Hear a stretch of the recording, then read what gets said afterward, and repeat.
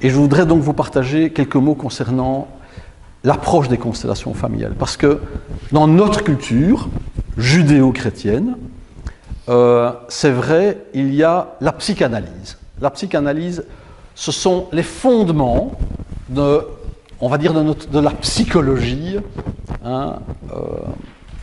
contemporaine, même si maintenant ça fait déjà un sérieux bout de temps.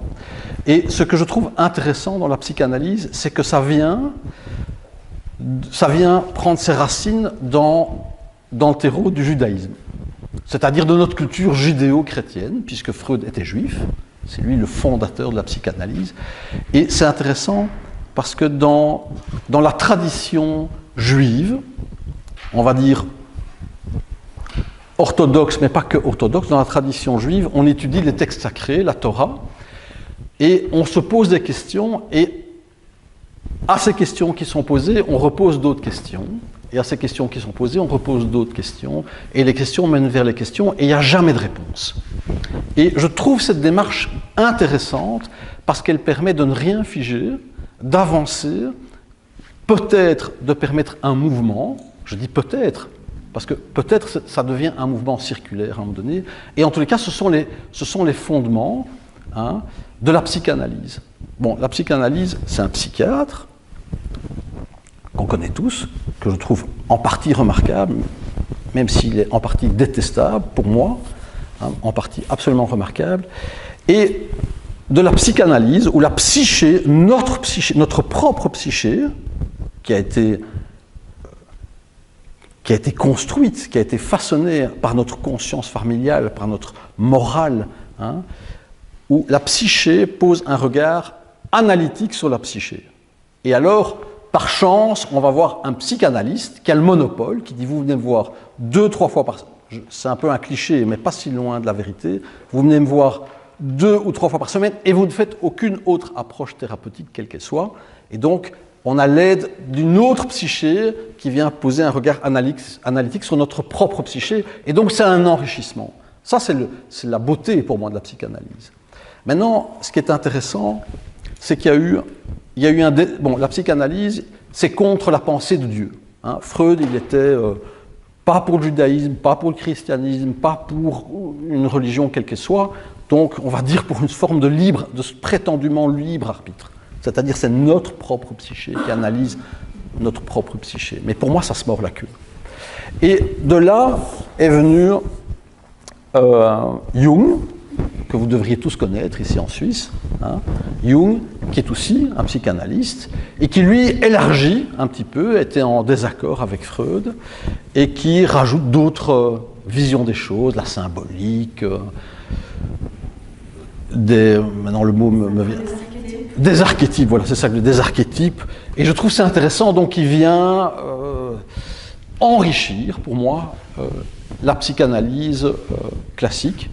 Et puis je fais très court, mais ça vous pourrez aller voir sur Internet, et de toute façon on connaît tout ça globalement à la grosse louche.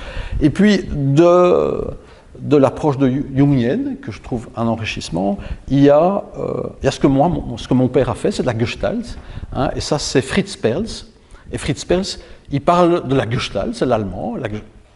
Toi tu parles allemand, Bon, la Gestalt c'est la forme. Tu traduis ça comme la forme ou pas, en allemand? Comment est-ce qu'on traduit la Gestalt? C'est la forme ou pas? C'est la forme, Et donc en Gestalt, on parle de la forme et du fond. En psychanalyse, on est couché là sur un petit divan, on ne regarde pas, c'est intéressant, je trouve ça intéressant. Et en Gestalt, on pose son regard sur ce qui est montré. Il y a la forme, on tient comme ça, c'est la forme, ça dit beaucoup de choses. Il y a le fond, il y a ce qui est à l'intérieur.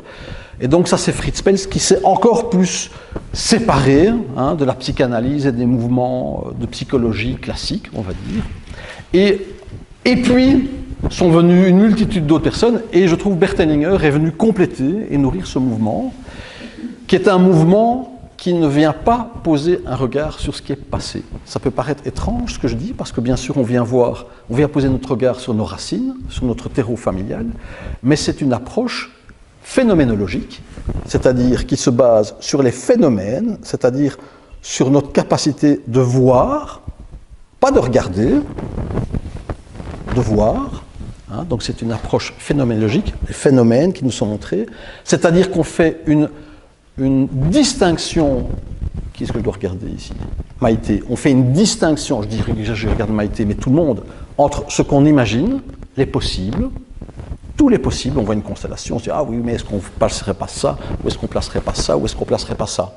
Non, c'est ça qui nous montre le pas suivant. L'intuition, et le pas suivant nous est montré.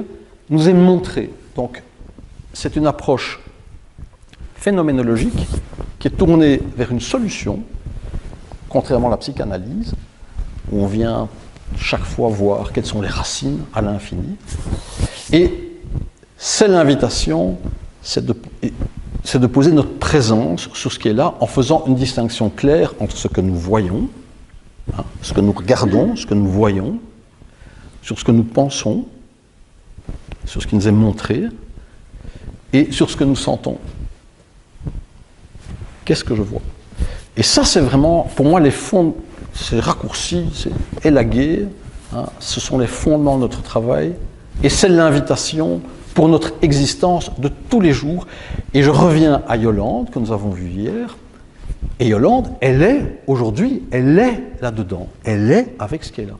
C'est-à-dire avec cette présence, cette lenteur, ce mystère, on ne sait pas ce qu'il y aura après, est-ce qu'elle va vivre, est-ce qu'elle va mourir, est-ce qu'elle va souffrir?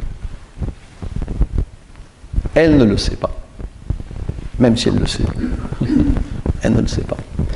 Et je trouve que c'est une belle invitation à être totalement présent.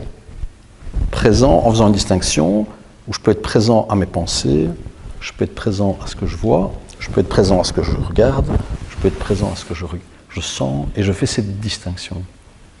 Et quand on peut nourrir et emporter ce mouvement-là dans notre existence, l'existence n'a pas le même goût. C'est fini les questions de se dire qu'est-ce que je vais faire demain, je suis là, ici. Et le pas suivant est le fruit de ce qui est présent maintenant. C'est l'invitation. Être avec ce qui est là. Et moi, c'est ce que j'aime dans cette approche phénoménologique. Et c'est mon éducation.